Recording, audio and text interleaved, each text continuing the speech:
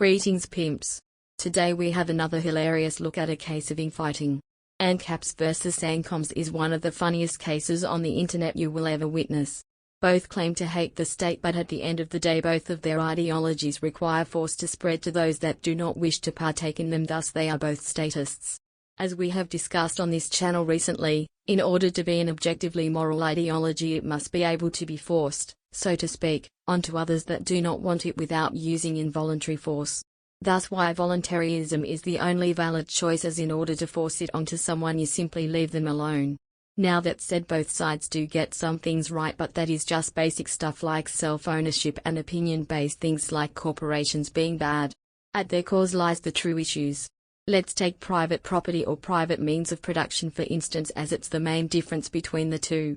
One side thinks it takes a state to enforce this and the other thinks it takes a state to disallow it. Ironically enough, they are both partially correct, as it takes involuntary force to place the it's allowed or it's not allowed rule onto someone who wishes to not engage in any manner.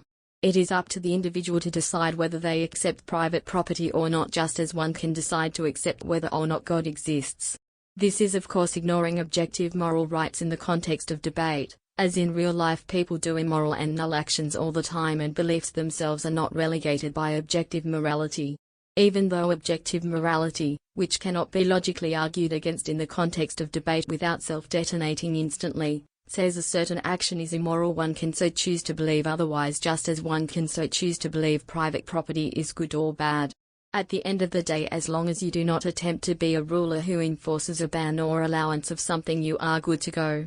Thus why Ancoms and Ancaps are both brain dead, as their beliefs require what they accuse the other of. Well pimps, I hope you all enjoyed this short laugh at some infighting bozos. We out. See, I'm not a monster. I'm just ahead of the curve.